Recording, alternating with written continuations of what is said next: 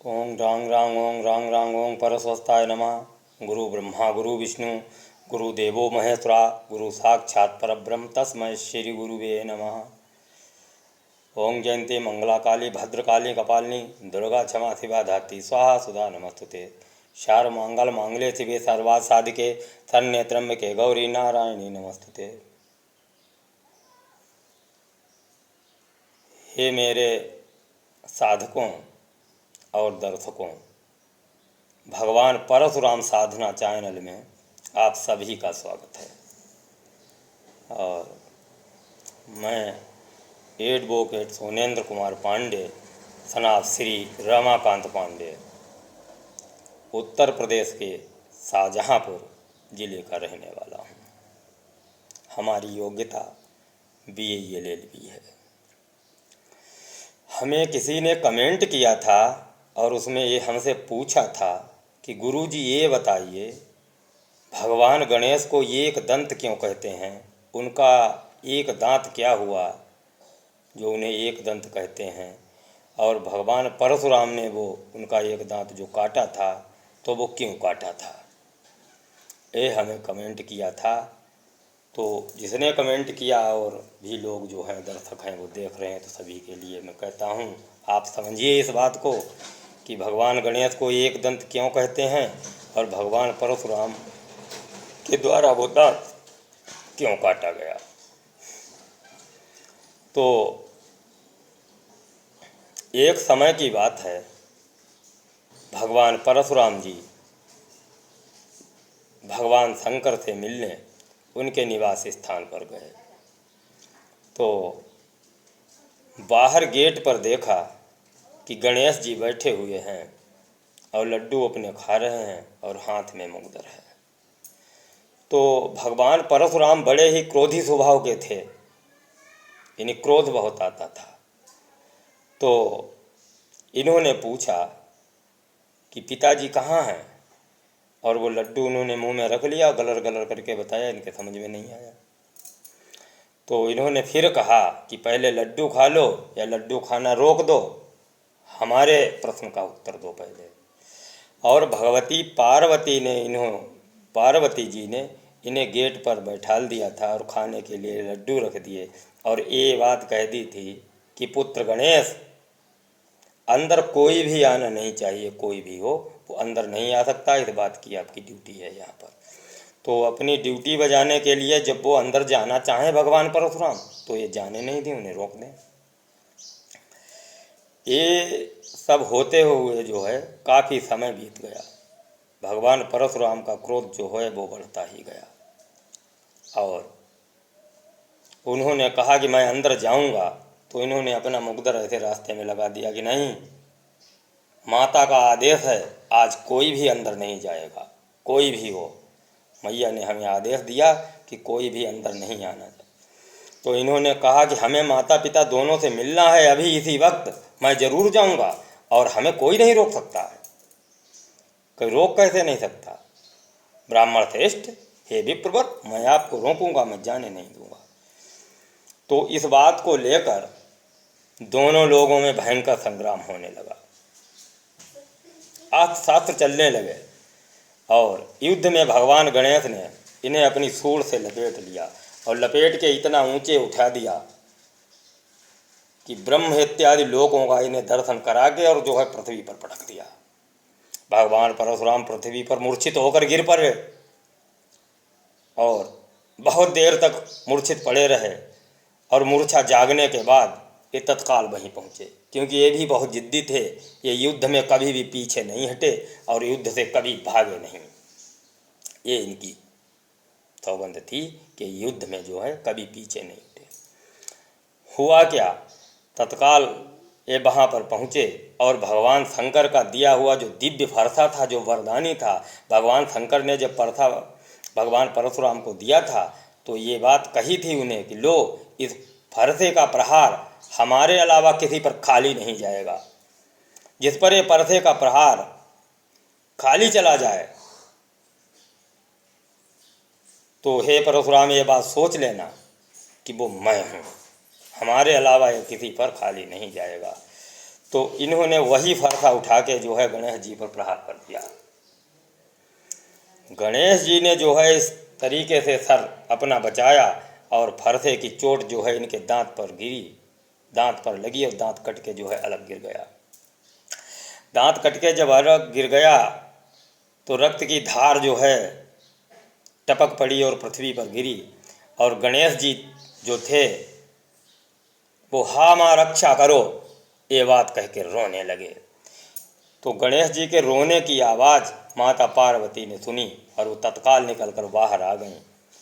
उन्होंने देखा कि परशुराम ने हमारे पुत्र का दांत काट दिया है अपने फरसे से। तो उन्हें इतना जो है क्रोध आया एकदम कि भगवती दुर्गा का रूप धारण कर शेर पर सवार हो, आए ब्राह्मण मैं तेरा अभिवध करूंगी, ये कह के जो है इन पर झपट पड़ी। जो भगवान परशुराम युद्ध में कभी पीछे नहीं हटे, कभी पीठ नहीं दिखाई, और जो अमर थे, अमरता का वरदान जिन्हें लगा था कि जिनकी मृत्यु हो ही नहीं सकती थी, ऐसे योद्धा, ऐसे सुभट और ऐसे वरदानी कि जिन्हें भगवान शंकर ने फरसा दिया था, ये कहा था ये फरसे का प्रहार कभी खाली नहीं जाएगा, वो फरसा भी इनके साथ था, वो सारे वरदान भी इनके साथ था, और भगवती के आगे भाग खड़े हुए युद्ध में इतनी तेजी से भागे। और शेर पर सवार भगवती दुर्गा इनका पीछा करती थी और यही कहती थी कि ठहर जा ब्राह्मण, आज तेरा वध निश्चित है, मैं आज तेरा वध करके ही छोड़ूंगी। तो कभी ना युद्ध में हटने वाले भगवान परशुराम आज जो भाग रहे हैं, भाग क्या रहे हैं, एक बात समझने की समझ लो। देखो, भगवती जब अपने क्रोध रूप में आ जाती हैं और जब अपने खाड़े पर हाथ रखती हैं, फिर कोई अमर नहीं, कोई मरा नहीं। कलम तोड़ कलम बंद, आप कुछ भी हों, कैसे भी हों, यदि खड्ग पर उनका हाथ रख गया है तो आपको मरना ही है, ये बात समझ लो। भगवती जब तक सौम्य रूप में है तब तक कोई बात नहीं, वही जब रणचंडी या रण दुर्गा बन जाती हैं तो उनके क्रोध को रोकने वाला फिर इस पृथ्वी पर समझ लो कोई नहीं है। तो इस भयंकर क्रोध को देखकर भगवान परशुराम जी जो थे भाग खड़े हुए कि इन्हें रोकेगा कौन, भगवान शंकर के अलावा इनके क्रोध को रोकने वाला कोई नहीं। तो इन्होंने रास्ते में स्तुति की और अपनी रक्षा के लिए याद किया भगवान कृष्ण को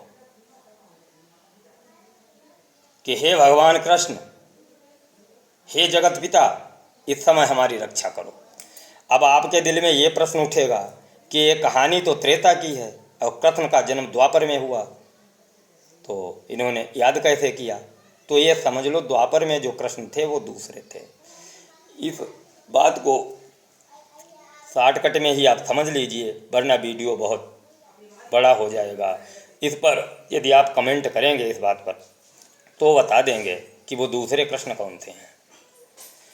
दूसरे कृष्ण जो हैं, जो गौलोक में निवास करते हैं, भगवान विष्णु के भी जो पिता हैं, जो भगवान विष्णु अवतार लेते हैं, कभी राम अवतार लिया, कभी परशुराम, कभी बाराह, कभी बावन, कभी कृष्ण जो बनते हैं, उनके भी पिता हैं। भगवान विष्णु का निवास स्थान जो है वो क्षीर सागर बताया गया, और भगवान कृष्ण और राधा का निवास स्थान गौलोक है, वो गौलोक में निवास करते हैं। दो भुजाएं हैं उनके केवल, और मुरली हाथ में रखते हैं, और देवी राधा के संग जो हैं वहाँ गौलोक में रहते हैं।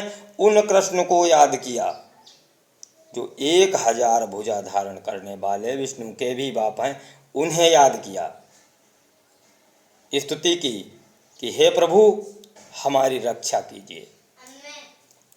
तो वो भगवान कृष्ण परशुराम की रक्षा करने के लिए एक ब्राह्मण का वेश धारण करके आए और भगवती की स्तुति करने लगे। भगवती तत्काल वहीं उस ब्राह्मण की स्तुति को सुनकर रुक गईं, और रुकने के बाद ये कहा कि हे ब्राह्मण, तेरी स्तुति से मैं बहुत प्रसन्न हूँ, तेरी जो इच्छा हो वो वरदान मांग ले। इन्होंने तिरवाचा किया कि माता मैं जो मांगूंगा वो मिलेगा, कहीं हाँ वो मिलेगा, यहाँ अदेय कुछ नहीं है। तो इन्होंने कहा हे माता, हाथ जोड़कर यदि कुछ देना ही चाहती हो तो इस ब्राह्मण का पीछा करना छोड़ दो, इसका जीवन दान मैं मांग रहा हूँ।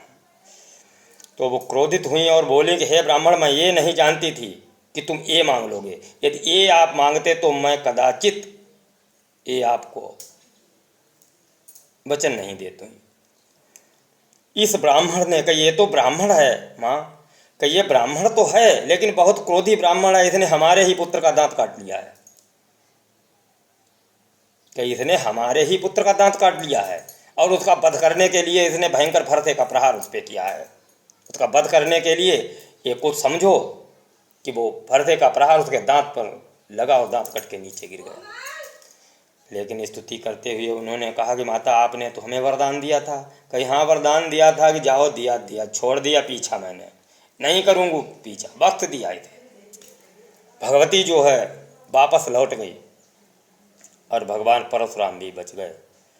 तो ये है आपके प्रश्न का उत्तर कि भगवान गणेश एक दंत क्यों कहे जाते हैं और भगवान परशुराम ने फरसे से उनका दांत क्यों काट लिया था। तो ये है कहानी पूरी। उनका एक ही दांत है, तब से एक दंत कहे जाते हैं। और भगवान परशुराम ने इस प्रकार से फरसे से जो है उनका दांत काट लिया था, युद्ध में कट गया था। इस प्रकार यदि आपका भी कोई प्रश्न है और यदि आपकी कोई समस्या है अथवा आप हमसे दीक्षित होना चाहते हैं तो 94 55 97 30 38 पर हमें कॉल कर सकते हैं। और यदि कोई ऐसी समस्या है या कोई बीमारी वगैरह है, उसकी दवाई जानना चाहते हैं तो आप कमेंट में इस तरीके से हमें लिख भेजिए। यदि हमारे पास उसका उत्तर हुआ तो हम अवश्य देंगे। देखो, मैं ये नहीं कहता हूँ मैं नारायण हूँ, मैं उतना ही ज्ञान आपको दे सकता हूँ जितना हमारे पास अर्जित है। ये इसका मतलब ये नहीं मैं सब कुछ जानने वाला हूँ, कुछ जानना हमें शेष नहीं है। तो मैं देखो भक्त हूँ, भगवान नहीं, भगवान की उपासना करता हूँ, भगवती का साधक हूँ। और जो ज्ञान हमारे पास है मैं वो ही ज्ञान आपको दे सकता हूँ। ऐसा नहीं हम अपनी ऊंची कर दें कि हम नारायण हैं, परमात्मा है। परमात्मा एक ही है, उसकी दूसरी करने वाला कोई दूसरा है ही नहीं। बाकी के जितने बंदे हैं, जितने के लोग हैं, भक्त हो सकते हैं, भगवान नहीं। भक्तों की संख्या असंख्य हो सकती है लेकिन भगवान की संख्या असंख्य नहीं, वो एक ही है। इसलिए जो है आज के लिए इतना ही। अगले वीडियोज में फिर मिलूँगा। हे ब्राह्मण गौरव तुम्हें प्रणाम। जय परशुराम, जय।